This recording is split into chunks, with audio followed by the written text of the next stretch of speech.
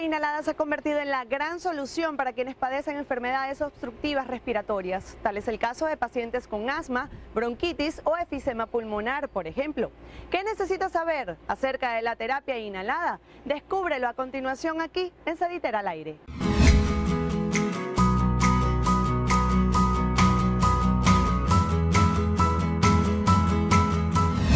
La terapia inhalada es cuando administramos medicamentos a través de la vía respiratoria directamente en forma de aspiración. ¿Qué tipo de medicamentos se dan por esa vía? Hay varios medicamentos, pero los más comunes son medicamentos broncodilatadores, es decir, aquellos que producen relajación de los bronquios, y medicamentos antiinflamatorios que disminuyen el proceso inflamatorio de las vías respiratorias. En algunos casos muy específicos se puede dar también antibióticos. Como es un medicamento que se da vía respiratoria, debe ser a través de aerosoles. Y hay básicamente dos grandes grupos. Uno son inhaladores en forma de aerosol líquido y los otros son inhaladores en forma de aerosol de polvo seco.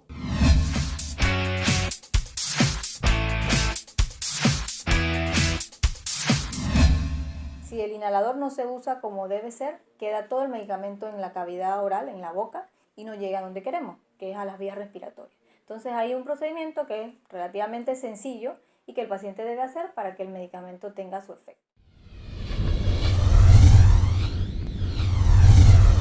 Primero, pues lavarse las manos muy bien, mantener la espalda recta, agarrar el inhalador, agitarlo para que se mezcle el medicamento, hacer una expiración máxima, botar todo el aire que tienen los pulmones, expiración máxima. Colocamos el dispositivo en la boca de forma vertical, se hace el disparo y se hace una inspiración lenta y profunda hasta inspiración máxima. Contamos hasta 10. Esto permite que el medicamento se deposite en las vías respiratorias y se hace una expiración. Se espera unos 30 segundos y se repite nuevamente el procedimiento. Una vez que termina, se debe limpiar el inhalador y guardar en un lugar fresco y seco. En algunas ocasiones hay pacientes que no pueden utilizar o les es difícil coordinar la inhalación con el disparo del medicamento. Entonces podemos utilizar algunos otros accesorios como los espaciadores o aerocámaras. En este caso el procedimiento es el mismo, se mezcla el medicamento, se le quita la tapa, se coloca el medicamento en el espaciador o la aerocámara, se coloca la máscara o la boquilla sobre la cara del paciente, se hace una expiración máxima, se hace el disparo del medicamento y se hace la inhalación. Se aguantan los 10 segundos para permitir que el medicamento entre a la vía respiratoria y posteriormente pues se hace la exhalación. Las aerocámaras tienen una válvula unidireccional que permite que cuando el paciente haga la exhalación el aire salga de la cámara y no se combine con el medicamento.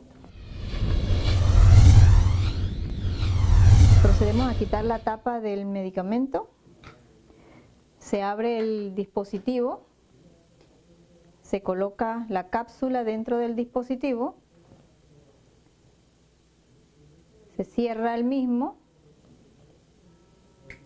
se presionan las pestañitas que están a los lados 2 o 3 veces, se sueltan las pestañitas, se coloca el dispositivo en la boca y se hace una inhalación máxima. Para el uso de dispositivos de polvo seco se requiere una inhalación un poco más fuerte que con los medicamentos de dosis medida.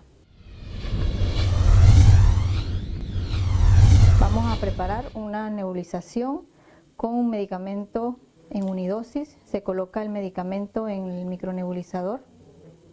Luego se coloca la solución salina. Una vez están ambos componentes, la salina y el medicamento, se coloca entonces lo que va hacia el paciente, que ya sea la mascarilla o la boquilla.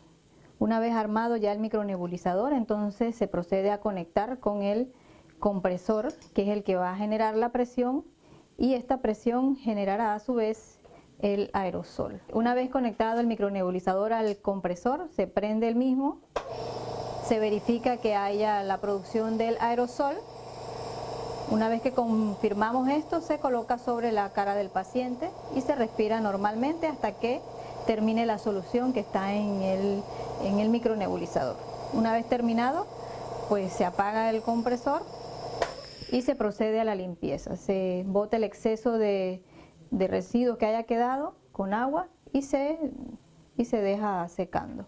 Esta es una mascarita o dispositivo que es único para el paciente y que puede utilizarse por poco tiempo, no más de una semana, si es en un proceso agudo, y que debe desecharse una vez que haya terminado este proceso. O sea, no guardarlo y esperar 2 o 3 meses y volverlo a usar. El micronebulizador con boquilla funciona básicamente igual que el de mascarita. La única diferencia es que en vez de una mascarita que cubre la boca y la nariz, se coloca dentro de la boca el micronebulizador. Ahora bien, algunas personas se preguntan si el uso de la terapia inhalada genera algún tipo de adicción o tiene efectos secundarios, pero sepa que según los especialistas de Sediter, muchas personas abusan de los inhaladores.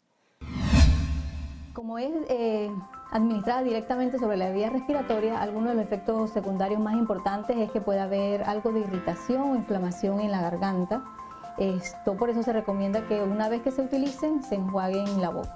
Hay algún temor de algunas personas, sobre todo los que tienen pacientes niños, en que se puedan hacer adictos a este tipo de medicamentos. Realmente no existe una adicción a los medicamentos inhalados.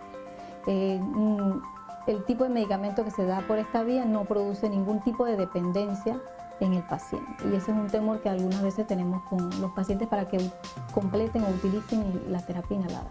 Entonces cabe recalcar que la terapia inhalada se utiliza en los pacientes preferiblemente con enfermedades obstructivas y es de elección porque actúa directamente sobre el órgano al cual queremos tratar, que son las vías respiratorias. Entonces son muy efectivos, pero deben utilizarse adecuadamente.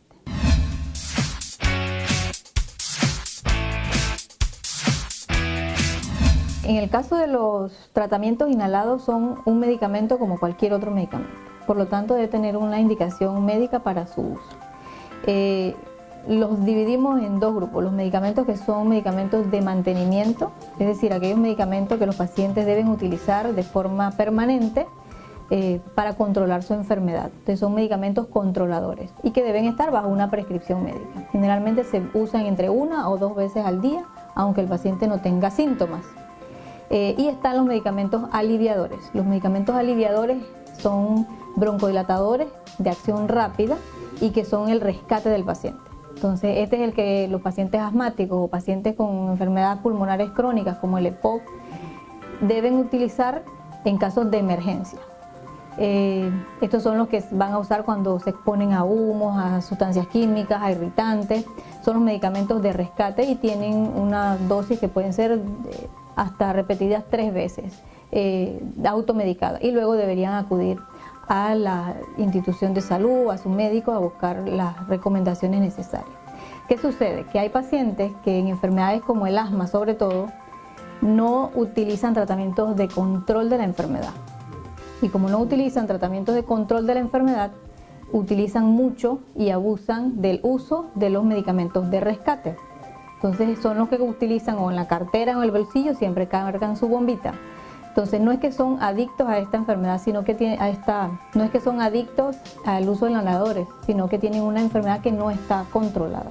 Entonces la recomendación sería que acudan al médico, que se les establezca un diagnóstico con una estadificación adecuada, porque por ejemplo en el caso de asma y en EPOC hay enfermedades de diferentes niveles de severidad, leve, moderada, severa y muy severa. Y el tratamiento va a depender del grado de severidad de la enfermedad.